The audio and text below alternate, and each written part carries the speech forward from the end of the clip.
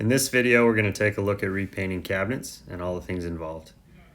First thing we do when we arrive to the site is remove all hinges, all doorknobs, all pulls, so that we can remove the doors and the drawer faces and begin working on them.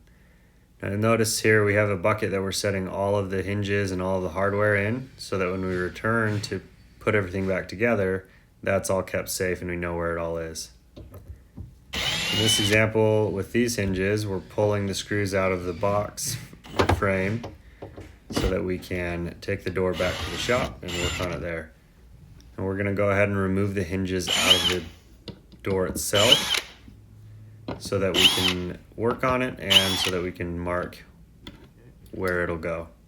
So here we're marking L8 for lower 8. Then we'll put a piece of tape over it so it doesn't get painted. This is an example of a drawer face. We're going to pull the screws out here.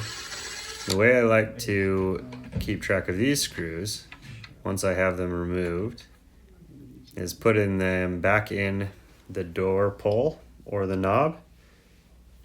And then the screws that I'm going to remove now that hold the drawer face on, those I like to tape just inside of the box so that we don't lose them. So right here you'll see that I tape those screws. That way they'll stay there until the end of the job.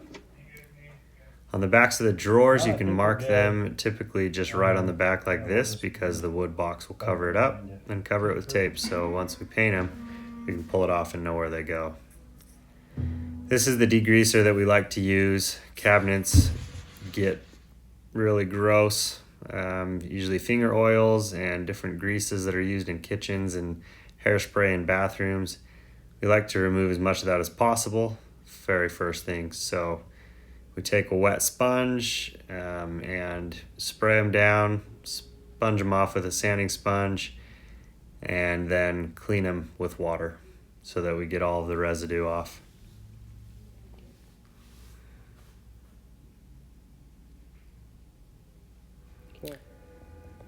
If there are knot holes and the customer wants them filled, then this is the first step. So we take a 2-part bondo, fill the knot hole, and we'll go through all the doors and make sure all the knot holes get filled with this 2-part bondo.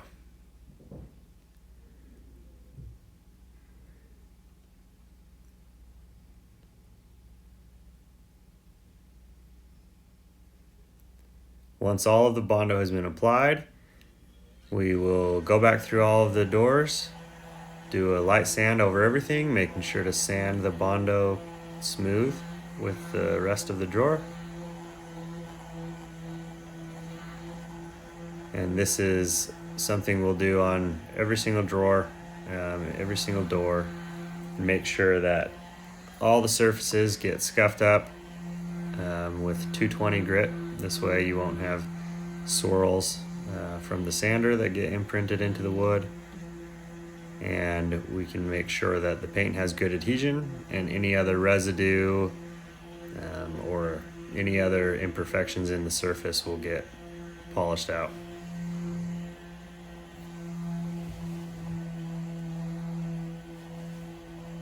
This is a very important step to be thorough with and make sure that every side gets sanded well. For the inside grooves, you'll see what we use, just regular sandpaper, and we'll have to do those edges by hand. The palm sanders are only good for the open flats.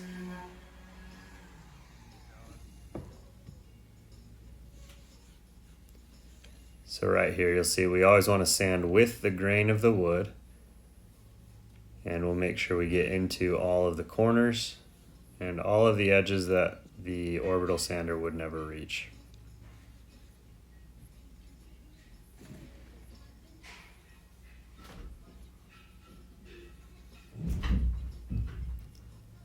The cabinets in this video are fairly simple. Sometimes with more detailed cabinets, this process takes a little bit longer.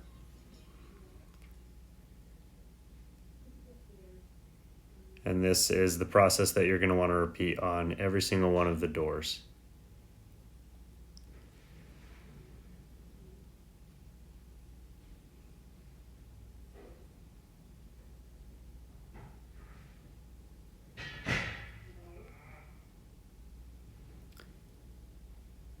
Once the sanding's done, then they are ready for the first coat, which we'll apply on the backs and then on the fronts.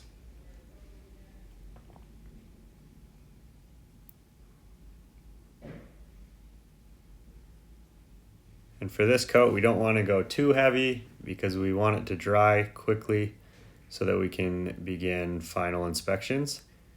But we do want to get a solid coat so that you have coverage over the whole thing.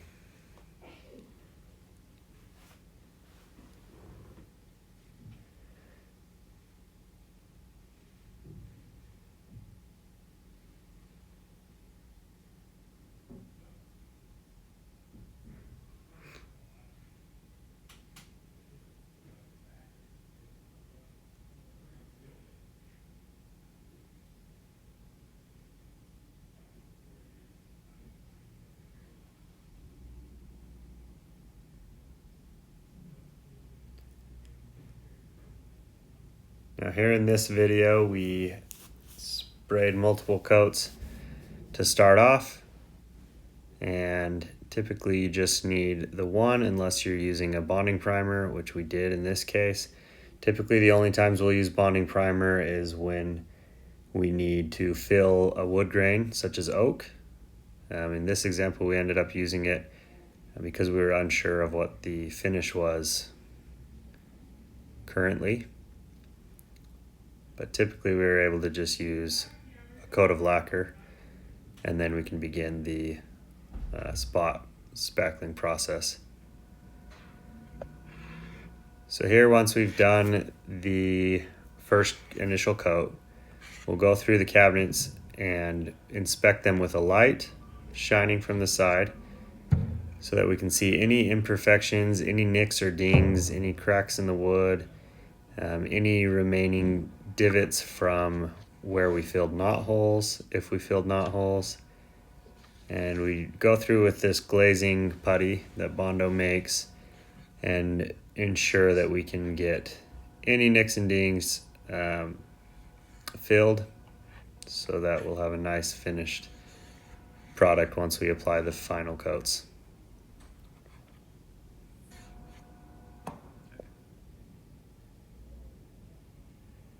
This part of the process is extremely important. Typically, cabinets that are up high don't have much wear or tear, but the cabinets, especially by kitchen sinks, anywhere where there's a lot of traffic, they can get pretty dinged up, as you can see from all of the spots on some of these doors. So once they're all filled, we go through and sand all of those smooth. And that should give us the perfect surface for once we apply the final coats.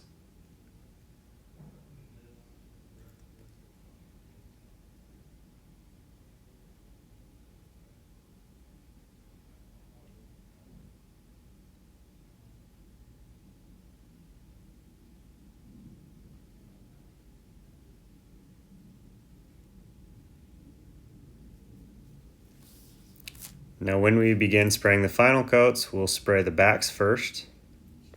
We'll spray 2 coats, making sure to cycle through and inspect as we go, catch anything at this point that we need to repair, and hurry and get it taken care of.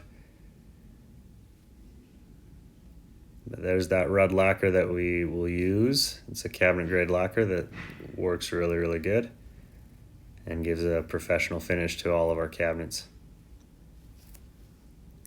So now we begin applying the second coat to the backs, and that will be it for the back sides. Once those backs have dried, we're then able to flip to the fronts, and we will finish them off with 2 coats on the faces of all the drawers and doors.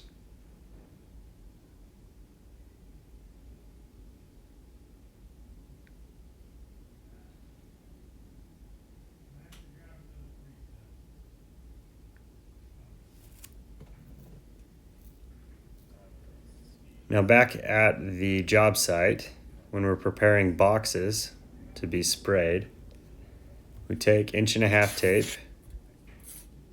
and we will tape the insides to the insides of the face frames with the sticky side of the tape facing out.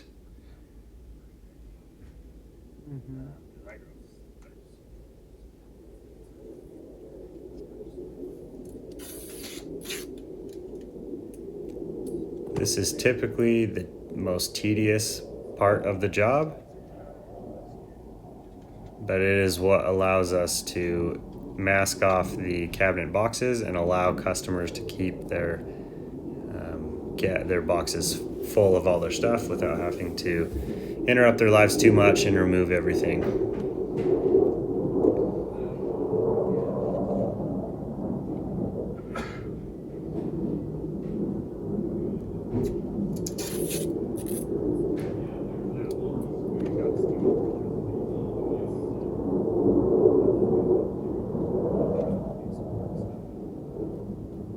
And once all 4 sides of the box is taped like that, then we can go ahead and start filling it in with paper. As you see here, we've taped all of those boxes. We're filling it in with masking paper, and then we're masking around all of the edges of the cabinets with masking paper.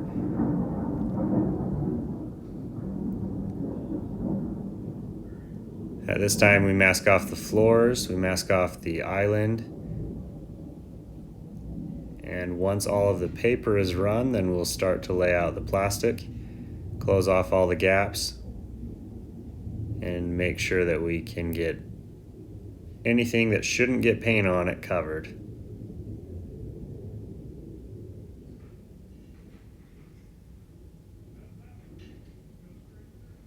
On the ceilings, we want to mask out far enough so that we won't get paint on the ceiling.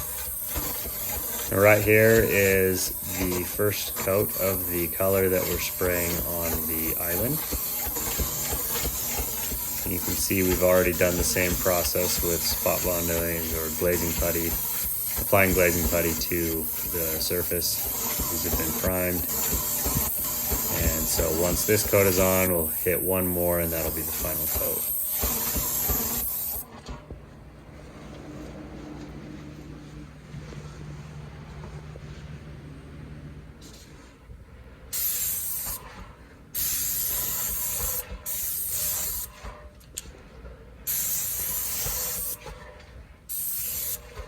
While lacquering boxes, you want to make sure that anytime your fan overlaps itself, we're being careful not to get the lacquer too heavy, as it will run easily.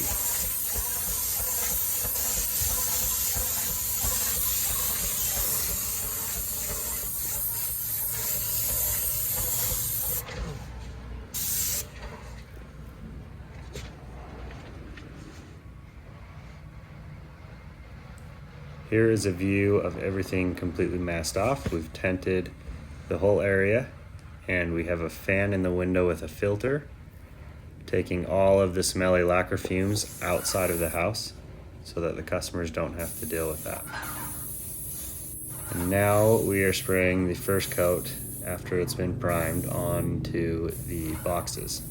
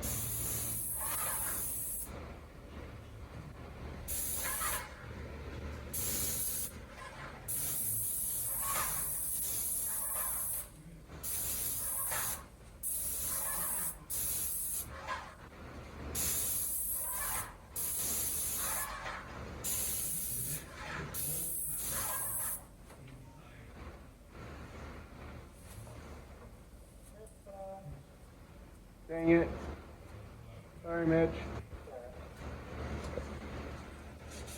Ooh.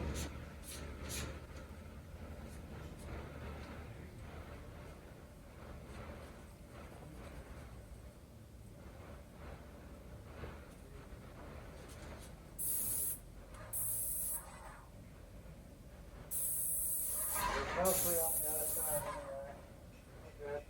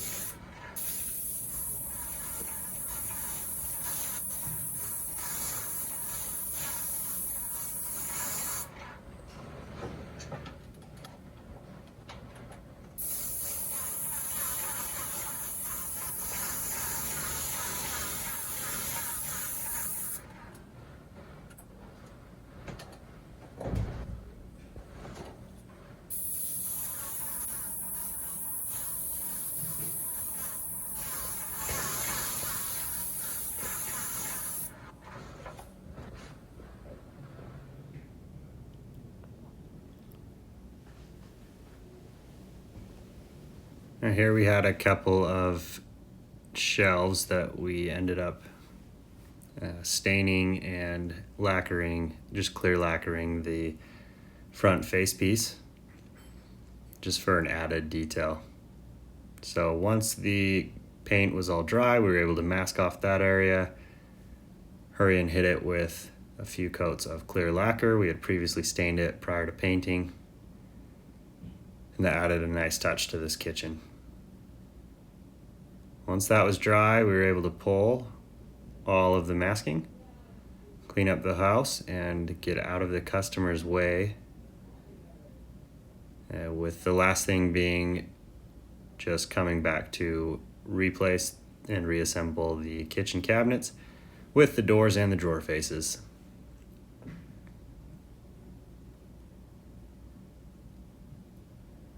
So at this time, as soon as you can get the boxes, the masking pulled from the boxes, it's good to split up and have, if you have someone with you, have one person start reassembling doors, getting the hardware back on, and another person finishing up, cleaning up any garbage and any masking debris, as well as sweeping and vacuuming.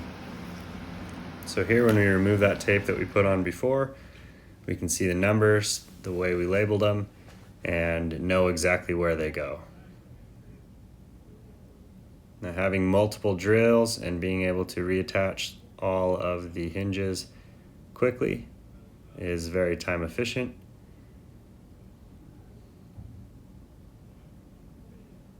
This was one of the bathrooms that we also did at the same time.